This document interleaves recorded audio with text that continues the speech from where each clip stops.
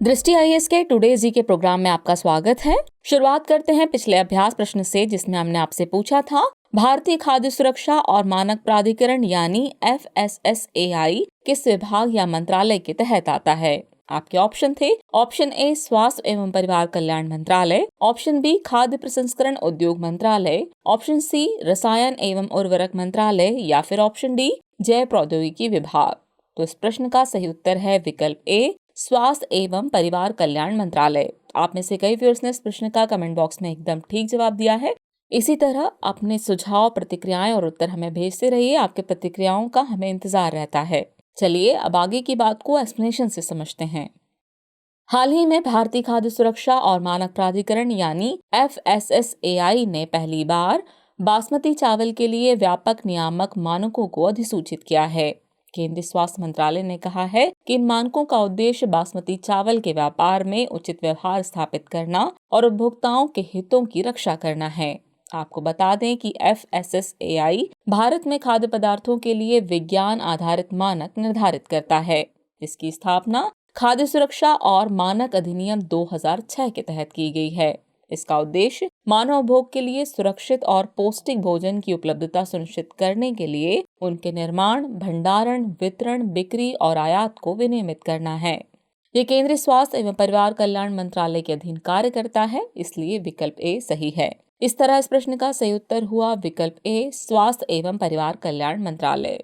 चलिए अब शुरुआत करते हैं आज के एपिसोड की। तो आज के एपिसोड का पहला प्रश्न है, निम्नलिखित में से कौन RR लायरा का सबसे अच्छा वर्णन करता है। आपके ऑप्शन है कोविड-19 नेजल स्प्रे, सितारों की श्रेणी, तितली की नई प्रजाति या फिर प्रशांत महासागर में पिघला हुआ लावा। इस प्रश्न का सही उत्तर है विकल्प बी सितारों की श्रेणी। चलिए एक्सप्लेनेशन आगे की बात को समझते हैं। हाल ही में खगोलविदों ने मिल्की वे गैलेक्सी के सबसे दूर के तारों की खोज की है। इन सितारों को हवाई द्वीप पर स्थित कनाडा फ्रांस हवाई टेलीस्कोप का उपयोग करके देखा गया। यह RR लायरा नामक सितारों की एक श्रेणी का हिस्सा हैं, इसलिए विकल्प बी सही है। यह अपेक्षाकृत कम द्रव्यमान वाले होते हैं और आमतौर पर हाइड्रोजन एवं हीलियम से भारी तत्वों की कम मात्रा होती है।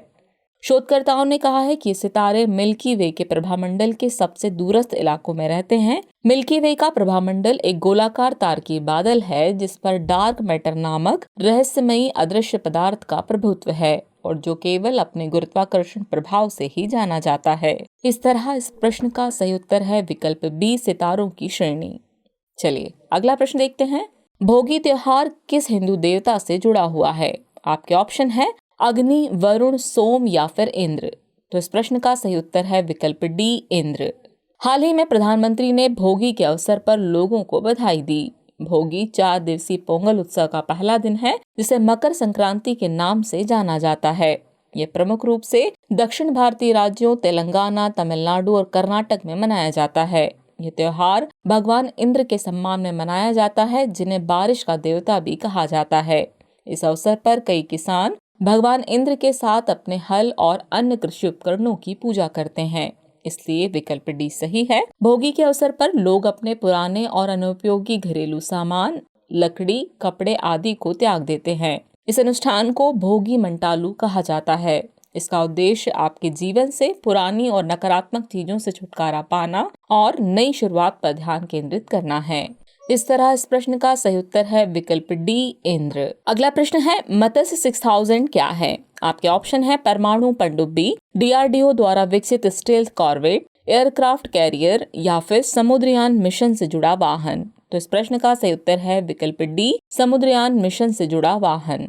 चलिए एक्सप्लेनेशन आगे की बात को समझते हैं। हाल ही में पृथ्वी विज्ञान मंत्री डॉक्टर जितेंद्र सिंह ने कहा है कि समुद्रयान मिशन के अगले 3 वर्षों में साकार होने की उम्मीद है। समुद्रयान मिशन के तहत खनिज संसाधनों की खोज के लिए भारत 3 व्यक्तियों को समुद्र तल से 6000 मीटर नीचे भेजेगा।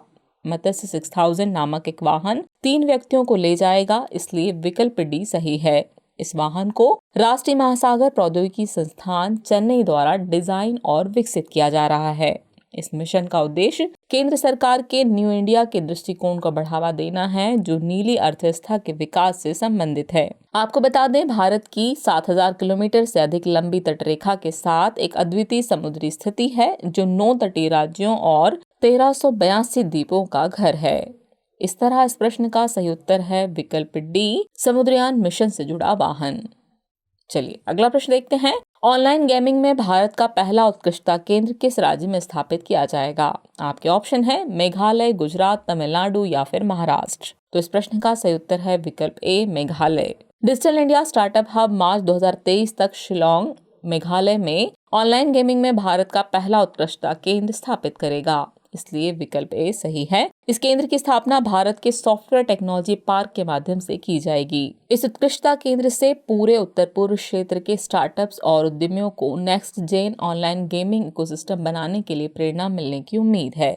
उल्लेखनीय है कि इलेक्ट्रॉनिक्स और आईटी मंत्रालय ने बीते दिनों सार्वजनिक परामर्श के लिए ऑनलाइन गेमिंग के संबंध में आईटी नियम 2021 संशोधन मसौदा जारी किया था। इस तरह इस प्रश्न का सही उत्तर है विकल्प ए, मेघालय।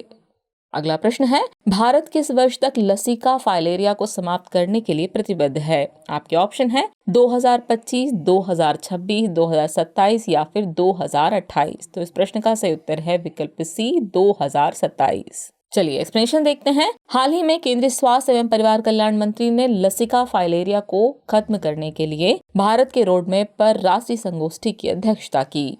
लसिका फाइलेरिया या एलिफेंटियासिस एक उपेक्षित उष्णकटिबंधीय बीमारी है। फाइलेरिया परजीवी मच्छरों के माध्यम से मनुष्यों में इसका संक्रमण फैलता है। ये लसिका प्रणाली को बाधित करता है और शरीर के अंगों के असामान्य विस्तार का कारण बन सकता है।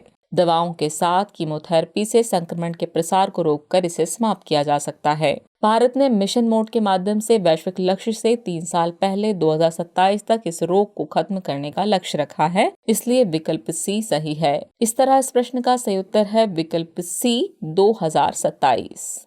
अगला प्रश्न है, राष्ट्रीय प्राकृतिक इतिहास संग्रहालय यानी NMNH किस मंत्रालय के अंतर्गत कार्य करता है? आपके ऑप्शन है पर्यावरण, वन एवं जलवायु परिवर्तन मंत्रालय, संस्कृति मंत्रालय, पर्यटन मंत्रालय या फिर गृह मंत्रालय। तो इस प्रश्न का सही उत्तर है विकल्प ए, पर्यावरण, वन एवं जलवायु परिवर्तन मंत्रालय। हाल ही में राष्ट्रीय प्राकृतिक इतिहास संग्रहालय ने युवाओं के लिए मिशन लाइफस्टाइल फॉर एनवायरनमेंट जागरूकता कार्यक्रम का आयोजन किया। राष्ट्रीय प्राकृतिक इतिहास संग्रहालय यानी NMNH राष्ट्रीय स्तर पर पर्यावरण शिक्षा के लिए समर्पित एक संस्थान है, जिसे 1978 में आरंभ किया गया था। ये पर्यावरण, वन एवं जलवायु परिवर्तन मंत्रालय के अंतर्गत कार्य करता है, इसलिए विकल्प ए सही है। इसका उद्देश्य देश की प्राकृतिक विरासत के बारे में जागरूकता को बढ़ावा देना है। इस तरह इस प्रश्न का सही उत्तर है विकल्प ए, पर्यावरण, वन एवं जलवायु परिवर्तन मंत्रालय। अगला प्रश्न है, प्रधानमंत्री पोषण योजना के संदर्भ में निम्नलिखित कथनों पर विचार कीजिए। कथन 1 है, यह केंद्रीय क्षेत्र की योजना है। कथन 2 है, इससे पहले मिड डे मील स्कीम के नाम से जाना जाता था। उपयुक्त में से कौन सा या सही कथन सही है या फिर है? आपके ऑप्शन है केवल एक, केवल दो, एक और दो दोनों, और न तो एक न ही दो। तो इस प्रश्न का सही उत्तर है विकल्प बी, यानी केवल 2 कथन सही है। हाल ही में शिक्षा मंत्रालय ने पश्चिम बंगाल राज्य का दौरा करने के लिए एक संयुक्त समीक्षा मिशन का गठन किया है। यह मिशन प्रधानमंत्री पोषण शक्ति निर्माण यानी PM पोषण के कार्यान्वयन की समीक्षा के लिए गठित हुआ है। आपको बता दें कि PM पोषण योजना एक केंद्र प्रायोजित योजना है, जिसमें कक्षा 1 से 8 में पढ़ने वाले सभी स्कूली बच्चे शामिल हैं, इसलिए कथन 1 सही नहीं है। ये योजना सरकारी और सरकारी सहायता प्राप्त स्कूलों में गर्म पका हुआ भोजन प्रदान करती है। इसे पहले मिड डे मील स्कीम के रूप में जाना जाता था, इसलिए कथन 2 सही है। इस प्रकार इस प्रश्न का सही उत्तर है विकल्प बी, यानी केवल 2 कथन सही हैं। अगला प्रश्न है, एस बालकृष्णन समिति किससे संबंधित है? आपके ऑप्शन है जलवायु परिवर्तन, समुद्री प्रदूषण, दिल्ली की अलग राज्य की मांग या फिर बाल श्रम। तो इस प्रश्न का सही उत्तर है विकल्प सी, दिल्ली की अलग राज्य की मांग। सुप्रीम कोर्ट की 5 न्यायाधीशों की संविधान पीठ सेवाओं के नियंत्रण को लेकर दिल्ली सरकार और केंद्र के बीच विवाद की सुनवाई कर रही है। पिछले साल पूर्व मुख्य न्यायाधीश NV रमना की अध्यक्षता वाली 3 जजों की बेंच ने इस मामले को बड़ी बेंच को रेफर कर दिया था।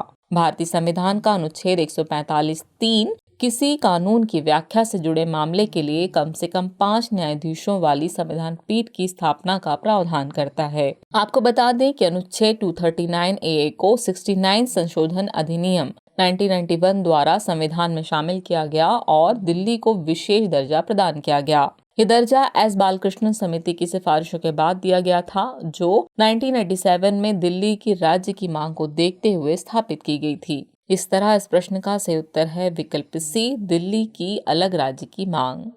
अगला प्रश्न है, national institution for transforming India यानी नीति आयोग के संबंध में निम्नलिखित कथनों पर विचार कीजिए। कथन 1 है, इसके उपाध्यक्ष को कैबिनेट मंत्री का दर्जा प्राप्त होता है। कथन 2 है, वर्तमान में इसके उपाध्यक्ष सुमन बैरी हैं। उपयुक्त में से कौन सा या से कथन सही है या फिर है केवल एक, केवल दो, एक और दो दोनों, और न तो एक न ही दो। तो इस प्रश्न का सही उत्तर है विकल्प सी, यानी एक और दो दोनों ही कथन सही हैं।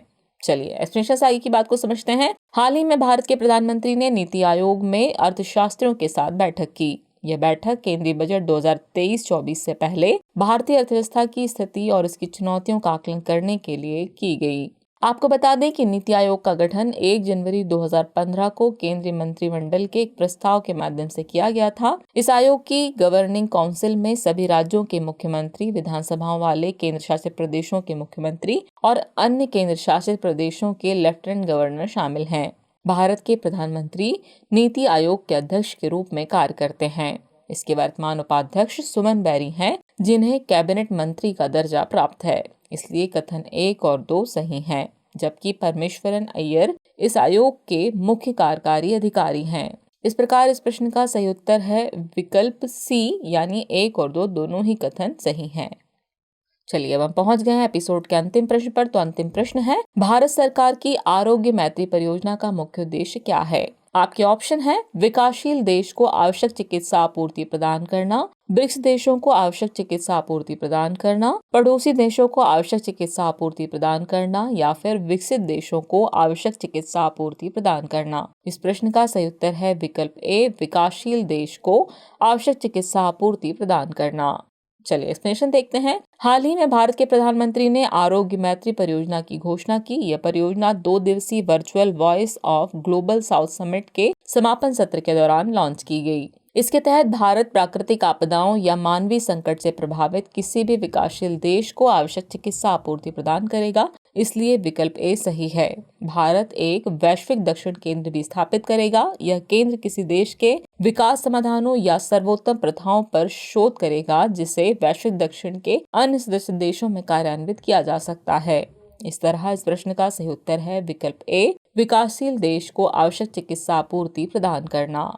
चलिए अब नोट कर लीजिए आज के एपिसोड का अभ्यास प्रश्न। तो अभ्यास प्रश्न है, निम्नलिखित में से कौन सा कथन प्रधानमंत्री राष्ट्रीय राहत कोष यानी PMNRF के संबंध में सही नहीं है? आपके ऑप्शन है, ऑप्शन ए, इससे भुगतान प्रधानमंत्री के अनुमोदन के बाद किया जाता है। ऑप्शन बी, इसका गठन संसद द्वारा किया गया है। ऑप्शन सी, इसे आयकर अधिनियम के तहत एक ट्रस्ट के रूप में मान्यता प्राप्त है। या फिर ऑप्शन डी, इसके अध्यक्ष भारत के प्रधानमंत्री होते हैं। तो व्यूअर्स, इस प्रश्न का जवाब कमेंट बॉक्स में देना न भूलें। जल्द ही मिलते हैं नए एपिसोड में नए नए सवाल और उनके नए नए जवाबों और जानकारियों के साथ। तब तक के लिए शुक्रिया।